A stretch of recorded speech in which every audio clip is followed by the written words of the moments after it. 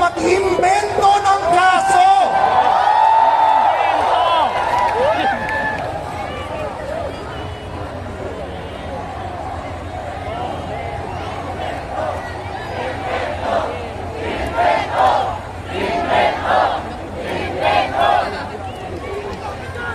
Ginawa ninyo ito para patahimikin ang naghahanap ng katotohanan at pigilin siyang gumanap sa kanyang tungkulin sa Senado. Mga kababayan, dahil sa garapalang paggamit ng kapangyarihan, dahil sa panggigiit ng double standard, kung saan ang administrasyon ay protektado habang ang oposisyon ay pinatatahimik, nawalan na ng tiwala ang taong bayan sa lideratong ito. Kaya huwag tayong magtaka at huwag kayong magtaka kung bakit ngayon, 4 na taon malipas, na ipagbunyi ng Pilipinas ang kanyang panalo bilang Pangulo. June 30, nanumpa po siya. June 30, 2026, yung mga sumuporta sa kanya, nananawagan at nagtitipon-tipon na sabihin lang, bumaba na yan siya. Bawal sabihin iglesia. Pero maraming Pilipino, yan ang pinananawagan dahil sa kanyang ginagawa sa ating bayan. Pangulong Bongbong Marcos, ang pamahalaan ay hindi kayang magpatupad ng batas ng patas. Ang pamahalaan na ginagamit ang mga ahensya ng hustisya bilang politikal na sandata ay pamahalaan na nawalan na ng moral na karapatang mamuno sa bayan.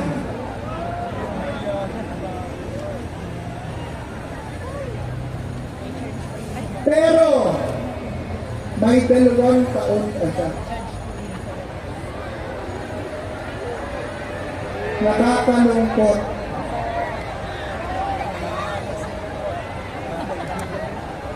Sa kabila ng ating pagtitipon, sigaw, expose, nananatiling bingi ang Malacanang at gobyerno sa panawagan ng bayan na naghalal sa kanila. Kaya ang aming pakiusap, kung hindi nyo kayang gawin ang tama, bumaba na kayo dyan!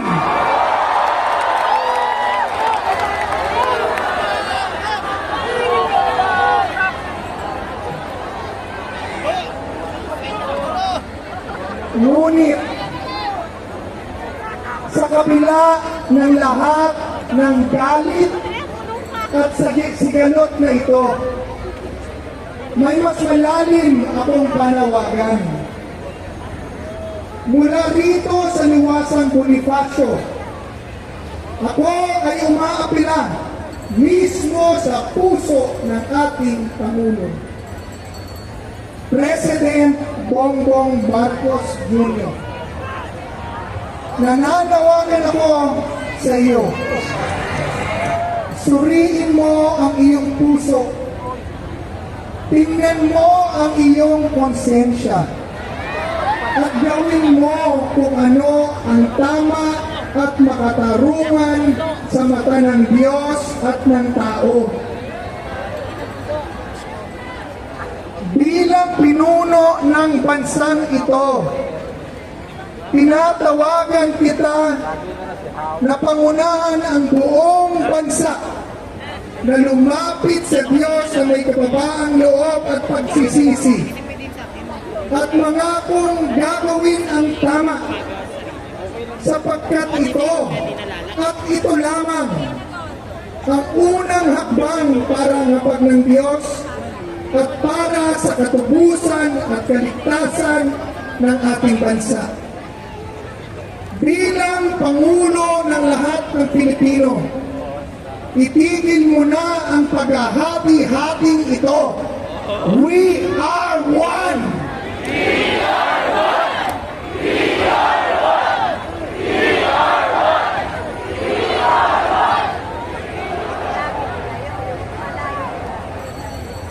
Ipag-isang turing mo ang buong nasyon at ang lahat ng sekta ng relihiyon, partido, at lahat ng grupo. Isang tabi natin ang pansariling pagkakaiba-iba at hidwaan sa politika.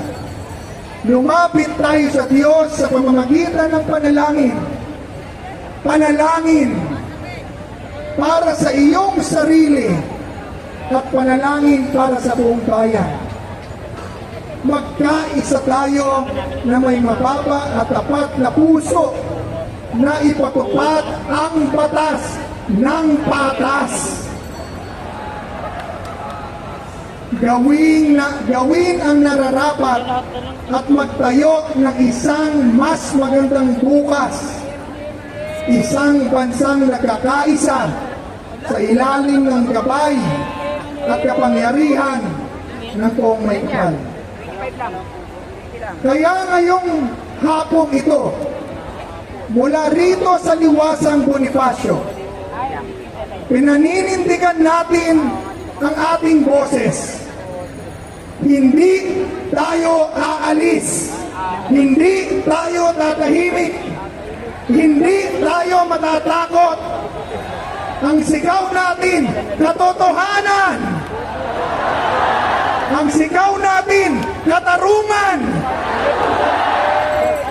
Nananawagan tayo sa isang bukas na malaya at patas na investigasyon para sa lahat. Kung talagang naniniwala kayo sa transparency, buksan niyo ang mga dokumento sa flood control scam.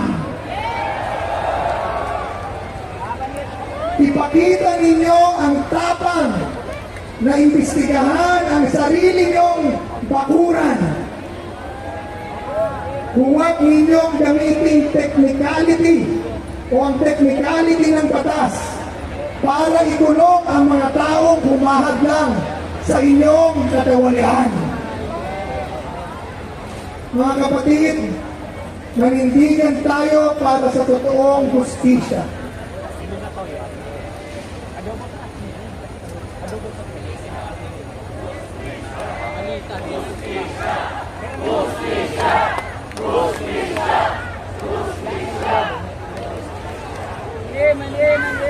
Itayo natin ang bandila ng patas na batas. Wala po akong pakialam kung kaibigan ko, kapartido ko ang nagnakaw, imbestigahan ninyo at ipakulong nyo. Pero pag partido nyo rin at kaibigan nyo ang nagnakaw, kahit sila, ipakulong nyo din.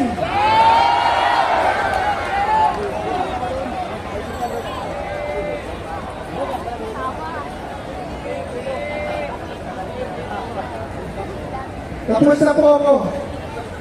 Uulitin ko lang ang pasalamat sa inyong lahat. Bilib po ako sa inyo. Kayo ang Pilipino na pinaninindigan ang kanilang boses na pagmamahal sa bayan. Kaya mga kababayan kong Pilipino na nanonood sa TV, Facebook at social media, natatakot pa kayo? Huwag na po kayong matakot. Pumunta na kayo rito, magkaisa tayo. Ayusin natin ang ating bansa. Maraming salamat po. Mabuhay kayong lahat. Maraming salamat po.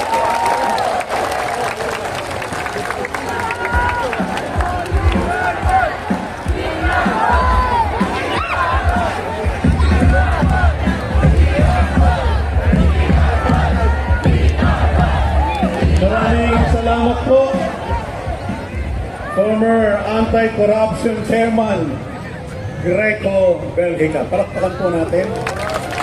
Ang inyo pong narinig ay ang kanilang saloobin, ang kanilang nilalaman, ang kanilang damdamin na kanila pong inihayag sa atin. Paalala po ulit, yung mga kaibigan po natin sa media ay be kind to them and be respectful to them. Okay? Mga kaibigan po natin yun. Diba? Kaya itrato po ninyo ng maayos. Gaya ng itinuro po sa atin. Malinaw po ba? Susunod tayo because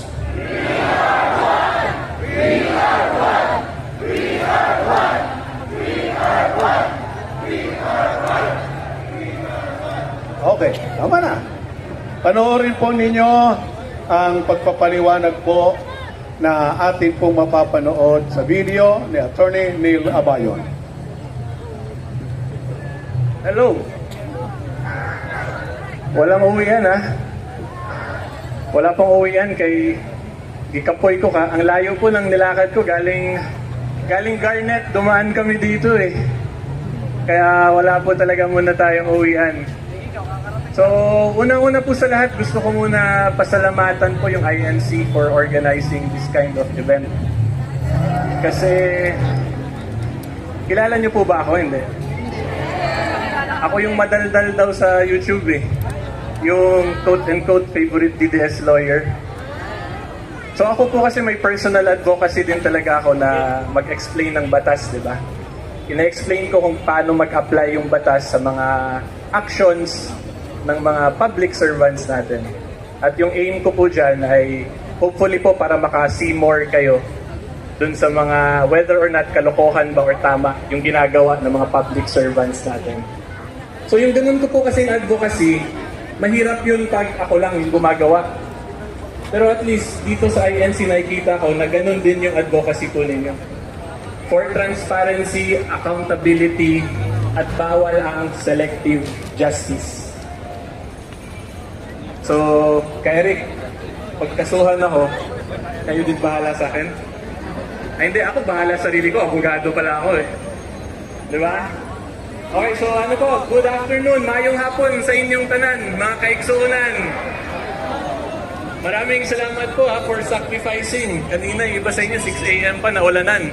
Ako hindi na ako naulanan, pero napagod ako dun sa paglakad.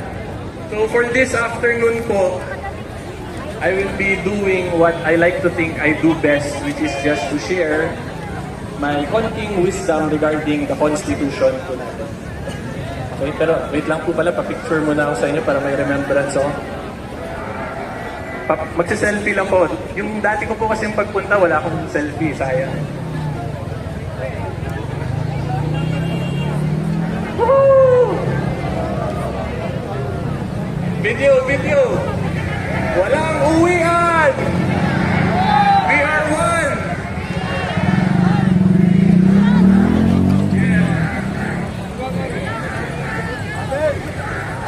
Okay, very good, children.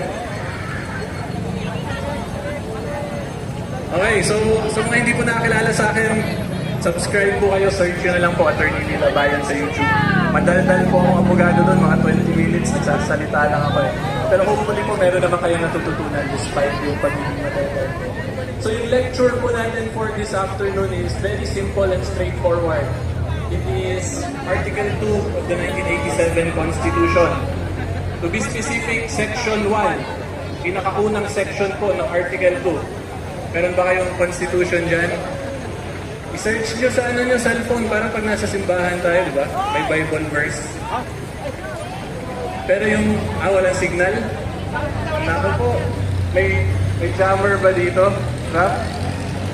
Wala. Sige po, Section 1, Article 2 of the 1987 Constitution, ang nakalagay po dyan, the Philippines is a democratic state. Yun yung una nating lecture, democratic aspect. Naintindihan niyo po ba yung ibig sabihin ng democratic? Demokrasya. O ano ibig sabihin nun? Yes, sagot niyo yun. Ha? Malaya?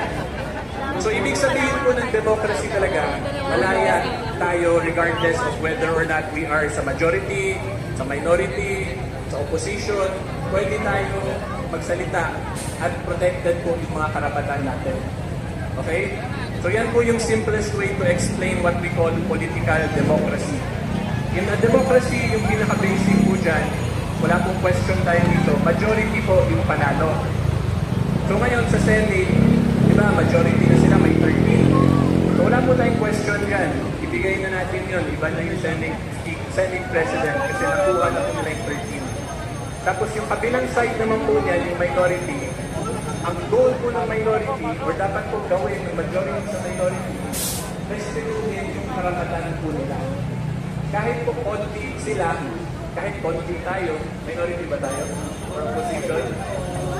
Pero for discussion purposes, sabihin po natin, minority tayo ngayon hapon.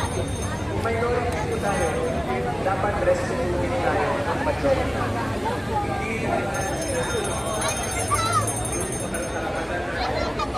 Hindi dapat may selective justice at hindi dapat na pag sila yung gumawa tama, pero tayo tayo, hindi dapat ganun. Diba?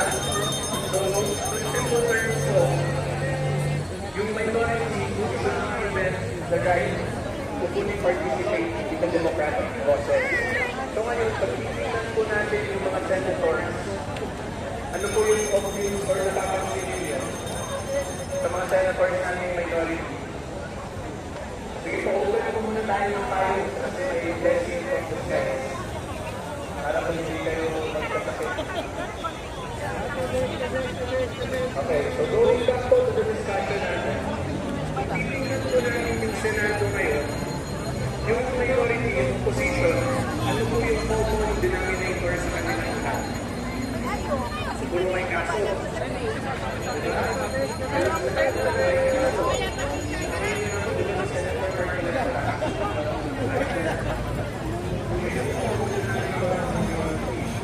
Ano po ba yung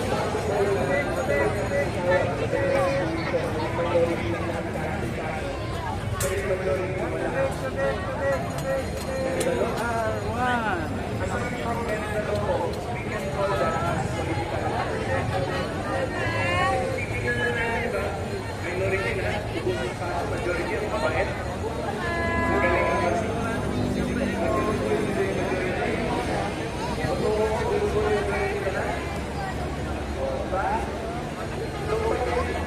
Nakita niyo ho yung dagsa po ng mga tao. Ganyan po karami ang dagsa ng tao. Mawawala kayo ng position sa so pag nawala po yung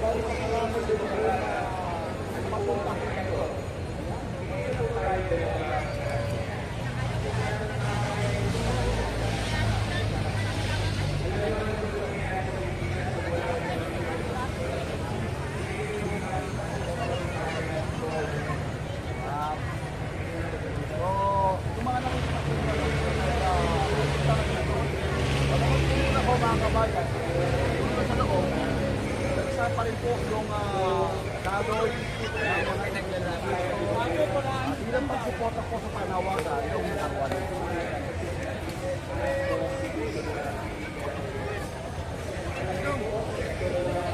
Ay! Punta! Wala signal dito! Nakadyan to kaya tiga-tiga tayo dito.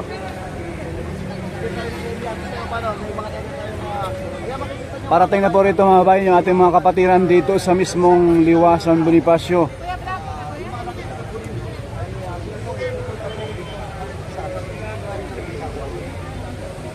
Dagsa na. Sinasabi doon sa mainstream media kanina na bias ay 1,000 lang daw katao. 1,000, tingnan niyo naman.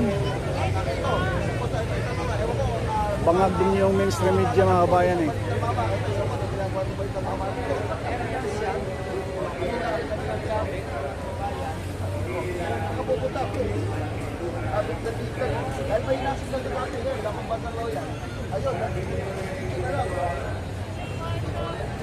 Yung iba rito ay nagdadala na ng mismong